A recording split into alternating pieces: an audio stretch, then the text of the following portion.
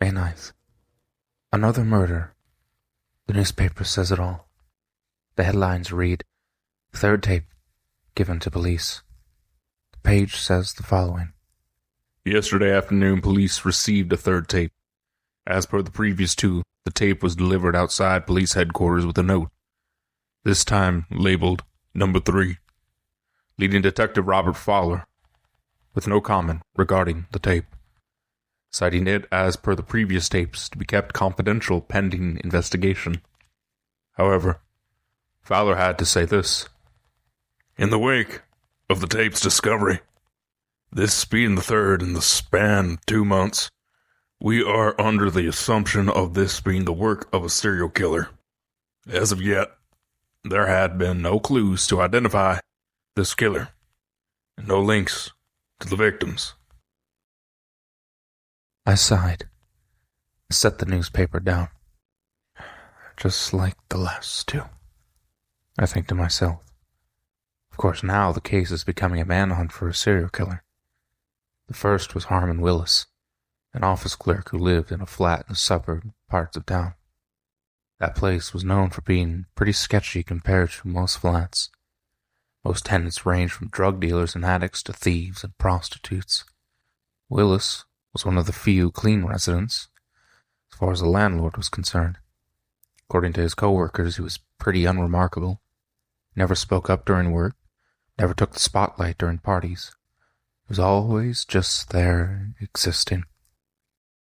I remember the news a week after the tape was delivered.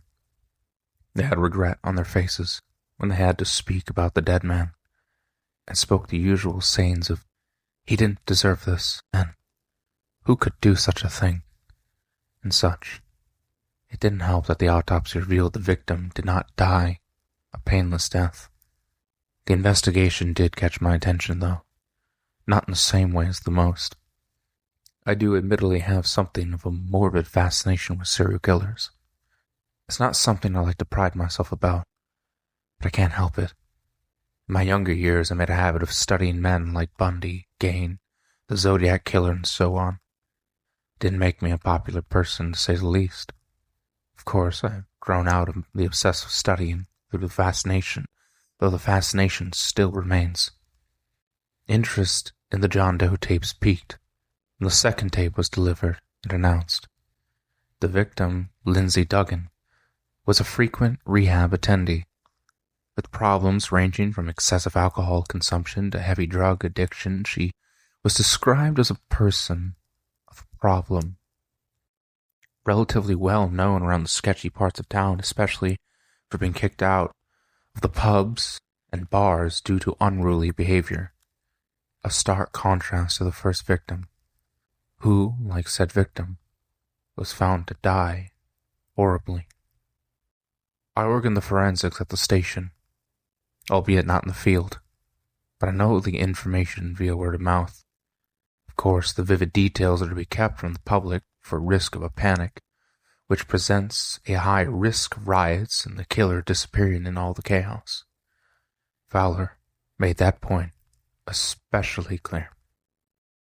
I sat down the newspaper and stood up off the bench I've been sitting on for the past 2 hours. I looked to my watch, which reads 9:58. Work takes up a lot of time, but it pays well. It's enough to make a living. I start to make my way home, and my eyes leading the way even though my mind is elsewhere, namely on how long it took before they found the first victim, how long it took to identify the body. Some killers do not like to leave a mess. May 20th, 10 a.m. The body was found last week, and they finally got a name. Stephen Carver. An engineer for a power plant outside of town. He was reported missing for 4 days after the tape was delivered. The murders are happening faster, and the higher-ups are getting impatient. Our killers getting smarter, too. I'm in the morgue with the body, and I can see why it took so long to get an identification. First, the victim was drained of blood. The puncture marks in the wrist, throat, and femoral artery of both legs make this very clear. Afterwards, the hands, feet, and head were severed with a hacksaw. And furthermore, the body was further mutilated to the point it was practically unrecognizable. We only managed to identify the victim from the missing persons report and the address where the body was found on the tape.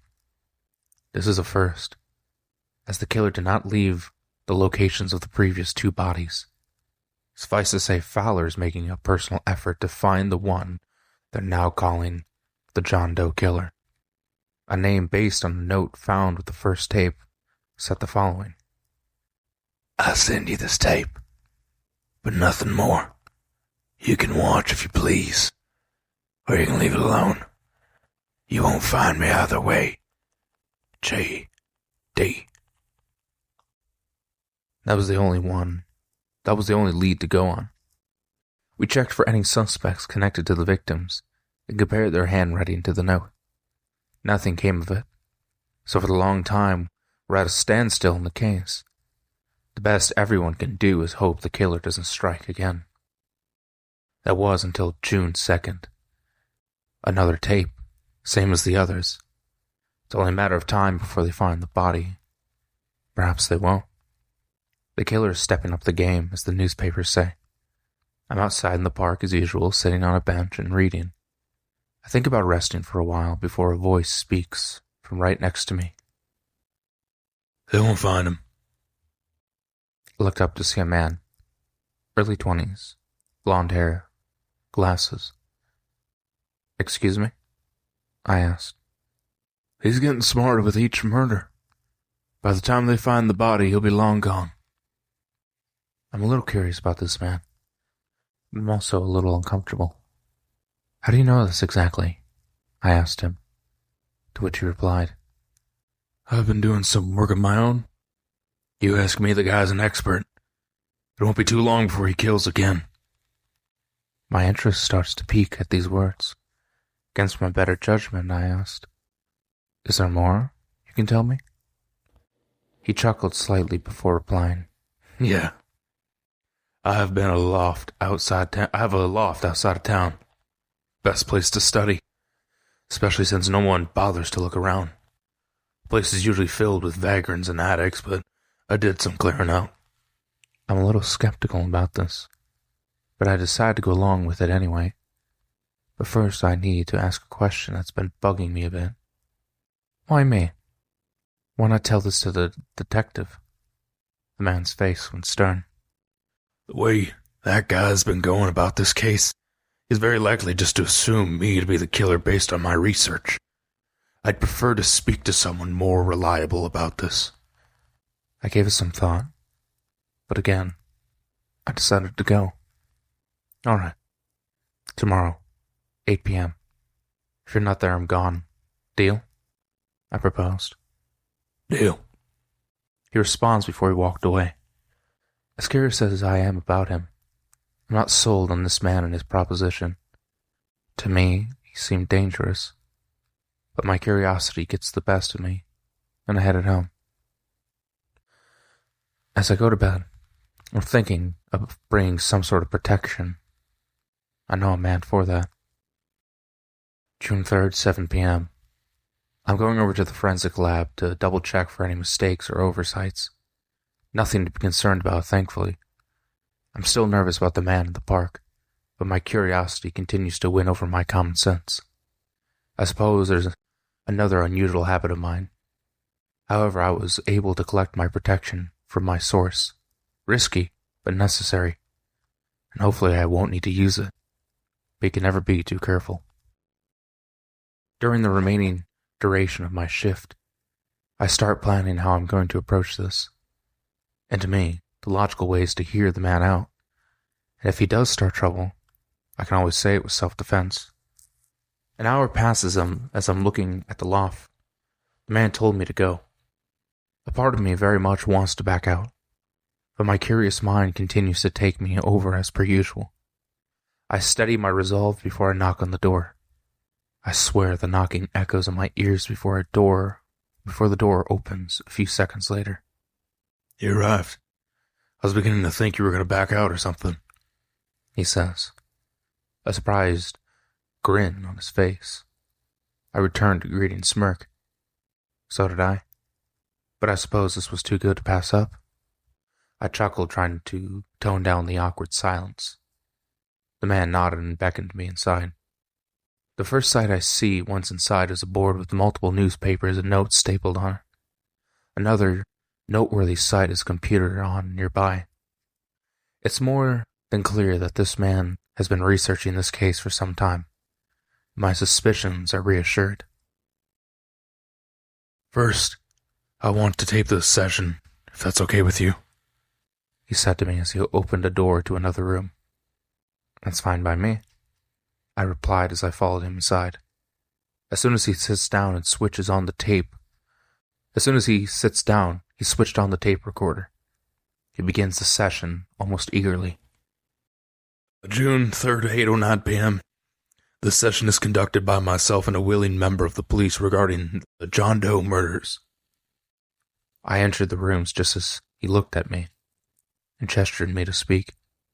Yes, I said. I'm curious about your proposition regarding the case, and I'm sure it will be more than helpful. He smiled approvingly before abruptly speaking. I'm Colin, by the way. Can I get your name for this?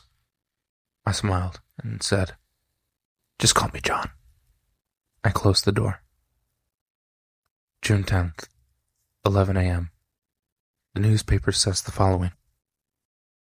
Police have just reported to discover the remains of the forensic examiner John Hewitt, who was reported missing 4 days ago. The remains were found in the loft belonging to investigate journalist Colin Milton, who is currently being sought after as the prime aspect. The loft was found thanks to a tape delivered to the police station detailing the address. Police found numerous study material on serial killers, leading to the assumption of the John Doe killer being a serial killer prodigy. Also found was a photo of the deceased Hewitt, which Detective Robert Fowler has claimed as evidence linking Milton to the killings. Colin Milton has not been found and should be considered extremely dangerous. Good thing I kept a souvenir of our little talk. It would be very troublesome to me if the police found it. And I'm sure they won't find Colin anytime soon. They certainly didn't find John, after all.